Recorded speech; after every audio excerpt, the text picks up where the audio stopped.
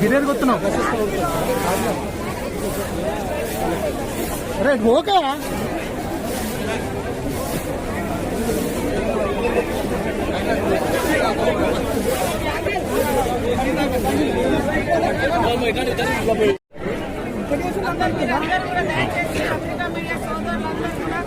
బాగా విస్తృతంగా వచ్చిపోయేటువంటి భక్తులకు ప్రచారం చేయాలి, పరిశుభ్రత పాటించాలి, ప్లాస్టిక్ ని ప్రాంగణంలోకి తీసుకురావద్దు, ప్రాణహాని జరుగుతుంది.